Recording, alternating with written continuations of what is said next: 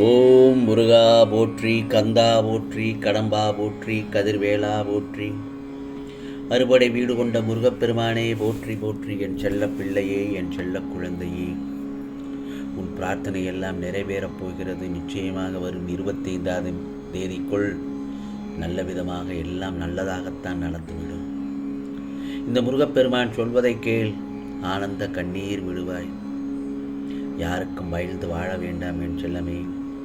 உலகத்தில் நீ சந்தித்து கொண்டிருக்கிற எதுவுமே நிரந்தரம் கிடையாது. கஷ்டங்கள் வரும், விலகிவிடும். அதே போலத்தான் சுகங்கள் வரும், அதுவும் உன்னை விட்டு விலகிவிடும். வாழ்க்கையில் வரக்கூடிய மகிழ்ச்சி நிரந்தரமானது என்று நினைத்து நாமே முட்டாள்தனமாக அதோட மோகத்தில் விழுந்துவிடக்கூடாது. அதே மாதிரி தான் துக்கத்திலையும் நிரந்தரமானது என்று நினைத்து வாழ்க்கையில பயந்தே வாழக்கூடாது. நீ உன்னையே நம்ப ஆரம்பிச்சேனா அது எவ்வளவு பெரிய மலையாக இருந்தாலும் ஒரு சின்ன துரும்பு தான் தெரியும். நடத்த முடியாததை நடத்தி காட்ட முடியும். எல்லாம் உன் நம்பிக்கையின் வலுவை பொறுத்தது. உன்னுடைய நம்பிக்கை வலுவாக இருக்க வேண்டும் என் செல்லமே. இந்த உலகத்தில் பிறக்கிற ஒவ்வொரு சிசுவும் நல்ல எண்ணத்தோடு தான் பிறக்கிறது. ஆனால் ராவணன் மாதிரி சில பேர் அகங்காரத்தோட உச்சிக்கு போய் தன்னைத்தானே அழித்து கொண்டு முடிவை தேடிக்கொள்கிறார்கள். மனுஷனுக்குள்ளே இருக்கிற அகங்காரம் போகிறதுக்கான ஒரே வழி நம்மளை படைத்த அந்த கடவுளுக்கு சேவை செய்வது தான். அகங்காரம் நம்மளுடைய மனசை அழுக்காக்கி விடும் என் செல்லமே.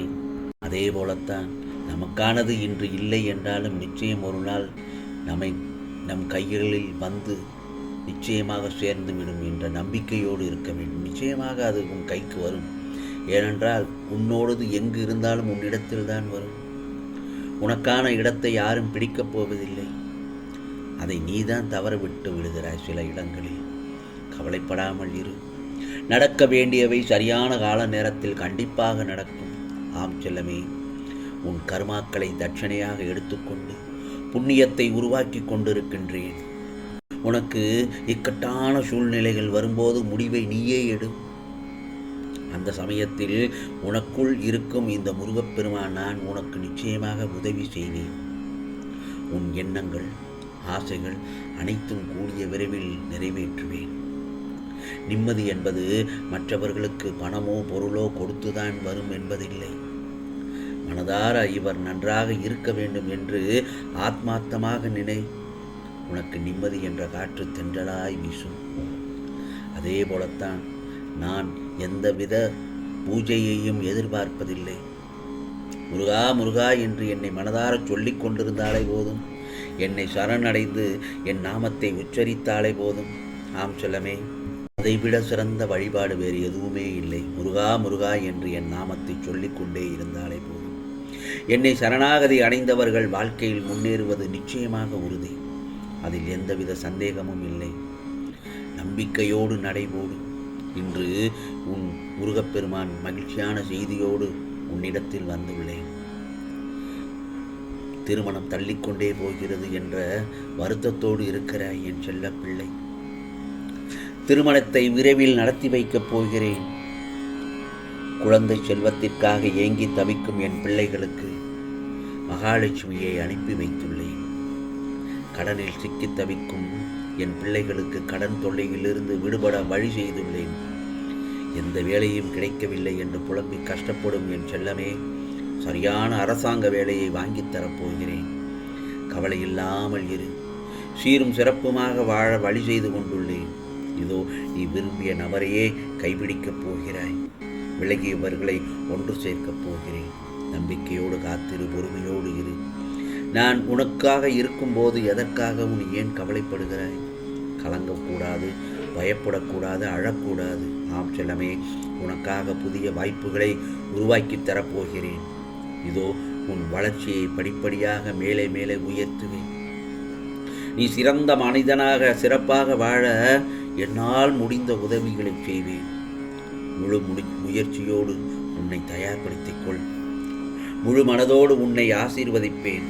முருகா, என் கண்ணீரில் உங்கள் பாதங்களை நான் சமர்ப்பிக்கிறேன் என் செல்லமே. கவலைப்படாமல் இரு. நிச்சயமாக உன்னை நான் நல்லதொரு வழியில் நிச்சயமாக வழி நடத்துவேன். நம்பிக்கையை மட்டும் கைவிடவே கூடாது. எவ்வளவு சோதனைகள் வந்தாலும் வாழ்க்கையில் நீ அந்த நம்பிக்கை என்ற சொல்லை மட்டும், மந்திரமான ஒரு சொல்லை, நம்பிக்கையும் பொறுமையை மட்டும் கைவிட்டக்கூடாது. அதிலையும் அந்த ஆண்டவன் நமக்கு ஏதோ நல்லது செய்கிறான் என்றுதான் நினைத்து கொள்ள வேண்டும். எந்த இடத்தில் நம்பிக்கை இருக்கிறதோ அங்கே அவநம்பிக்கையும் மூட நம்பிக்கையும் இருக்கவே கூடாது. நான் சொல்வதையெல்லாம் நல்லா கேட்டு மனதில் பதிய வைத்துக்கொள் என் செல்லமே. பிறகு உனக்கான நல்லதொரு நம்பிக்கையும் பொறுமையும் உனக்கு அள்ளித்தந்து நல்லதொரு வழியை காண்பிப்பேன் இந்த முருகப்பெருமான். உடைந்து போக 1000 காரணங்கள் உண்டு, உடைந்து போக 1000 காரணங்கள் உண்டு. உயர்ந்து வர ஒரே வழிதான் தன்னம்பிக்கை. முடியும் என்று நினைத்தாலே போதும், அது நிச்சயமாக ஒரு நாள் விடியும். ஆம் செல்லமே, நான் அடிக்கடி சொல்வது அதை தான் திரும்பவும் சொல்கிறேன். நீ யாரையும் நம்பி வாழாதே. நீ வாழும் வாழ்க்கை உன்னுடைய வாழ்க்கை, நீயே வழி நடத்து. ஆம் செல்லமே, நீ வாழ்க்கை வாழும் பாதையில் விதைக்கும் எல்லா விதைகளுமே முளைப்பதில்லை. அதுபோலத்தான் நீ பழகுகின்ற உறவுகளும் நிலைப்பதில்லை. நீ அருகில் இருக்கும்போது சிலருக்கு உன் அருமை தெரிவதில்லை. அதனால் எதுவாக இருந்தாலும் கடக்க பழகிக்கொள். எல்லாம் சிறிது காலம்தான். உன் இலக்கை நோக்கி போய்கொண்டே இரு. திரும்பி பார்க்காமல் சில தடைகளே வந்தாலும் முயற்சி செய்து போய்கொண்டே இரு. வெற்றி நிச்சயம் கிடைக்கும் என் செல்லமே. ஆனால் திரும்பி பார்த்து நின்று விட்டால் உன்னை தாண்டி உனக்கு பின்னால் வந்தவர்கள் முன்னோக்கி சென்று விடுவார்கள். இழந்தவற்றை பற்றி நீ சிந்தித்து கொண்டே இருக்கக்கூடாது. அதனால் உடலும் உயிரும் கஷ்டத்தில் மோசமாகிவிடும். தேவையற்ற சிந்தனைகளுக்கு முக்கியத்துவம் கொடுக்கக்கூடாது. உனக்கு நீயாக கேள்வி கேட்காமல் யாருக்கும் நீ பதில் சொல்ல வேண்டிய அவசியமே இருக்காது. ஒவ்வொருவரும் வேறு மாதிரி தான் இருப்பார்கள். அதில் நீ யார் என்பதை உன் மனசு முதலில் தெரிந்து கொள்ள வேண்டும். உன்னை நீ புரிந்து கொள்ள வேண்டும். அப்பொழுதுதான் எது நல்லது எது கெட்டது என்று நீ புரிந்து கொள்வாய். எந்த ஒரு சூழ்நிலையிலும் உன்னை விட்டு கொடுக்காத சிலரை சம்பாதித்து வைத்துக்கொள். உன்னுடைய வாழ்க்கை மிக அழகாக இருக்கும். ஆம் செல்லமே, எல்லாவற்றையும் சகித்து கொண்டு வாழ்வது வாழ்க்கை இல்லை. சின்ன சின்ன சந்தோஷங்களையும் உன் குடும்பத்துடனும் உன் வாழ்க்கை துணையுடனும் ரசித்து கொண்டு வாழ்வதுதான் அழகான வாழ்க்கை. நான் சொல்வதை கேட்டுவிட்டாய் அல்லவா?